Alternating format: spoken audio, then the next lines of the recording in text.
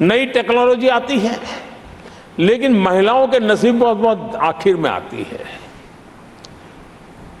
हमारी कोशिश है कि नई टेक्नोलॉजी का पहला अवसर हमारी महिलाओं के हाथ लगे और वे इसको और इसी के तहत नमो ड्रोन दीदी ये अभियान बहुत सफलतापूर्वक आगे बढ़ा है और आज गांव में किसानों को मदद करने का टेक्नोलॉजी के माध्यम से काम गांव की हमारी महिलाएं कर रही। और मैं जब उनसे बात कर रहा था मुझे कह रही है, अरे साहब हम लोग तो कभी साइकिल भी नहीं चलाना जानते थे, आपने हमें पायलट बना दिया है और पूरा गांव हमें पायलट दीदी के नाम से जानने लगा।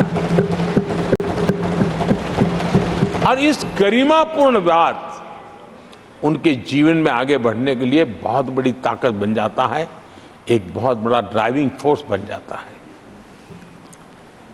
आदरणीय सभापति जी, देश का दुर्भाग्य है कि ऐसे संवेदनशील मामलों में भी राजनीति जब होती है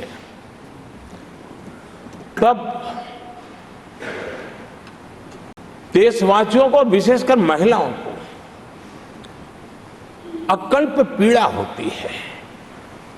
ये जो महिलाओं के साथ होते अत्याचार में विपक्ष का जो सिलेक्टिव रवैया है, ये सिलेक्टिव रवैया बहुत ही चिंताजनक है। आदरणीय सभापति जी, मैं आपके माध्यम से देश को बताना चाहता हूं, मैं किसी राज्य के खिलाफ नहीं बोल रहा हूं, न ही मैं कोई राजनीतिक स्कोर करने के लिए बोल रहा हूं, लेकिन कुछ समय पहले मैंने बंगाल से आई कुछ तस्वीरों को सोशल मीडिया पे वीडियो देखा। एक महिला को वहां सरेआम सड़क पर पीटा जा रहा है। वो बहन चीख रही है, लेकिन वहां खड़े हुए कोई उसकी मदद के लिए नहीं आ रहा है, वीडियो बनाने में लगे हुए हैं। और जो घटना संदेश खाली में हुई, जिसकी तस्वीरें रोंगटे खड़े करने वाली है, लेकिन बड़े बड़े दिग्गज मैं सुन रहा हूं कल से, इसके लिए पीड़ा उनके शब्दों में भी नहीं झलक रही है। इससे बड़ा शर्मिंदगी का दुखद चित्र क्या हो सकता है।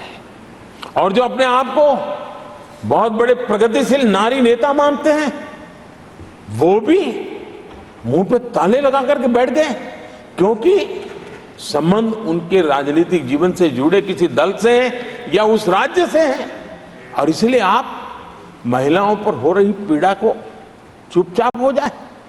आदरणीय सभापति जी, मैं समझता हूं कि जिस प्रकार से दिग्गज लोग भी ऐसी बातों को नजरअंदाज करते हैं, तब देश को तो पीड़ा होती है, हमारी माताओं बहनों को ज्यादा पीड़ा होती है। आदरणीय सभापति जी, राजनीति इतनी सिलेक्टिव हो और जहां उनकी राजनीति को अनुकूल नहीं होता है तो उनको साफ सूंघ जाता है, ये बहुत चिंता का विषय है। आदरणीय सभापति जी, भारत की जनता ने तीसरी बार पूर्ण बहुमत की स्थिर सरकार चुनकर देश में तो स्थिरता और निरंतरता को तो आदेश दिया ही है, लेकिन इस चुनाव के नतीजों ने विश्व को आश्वस्त किया है। आदरणीय सभापति जी,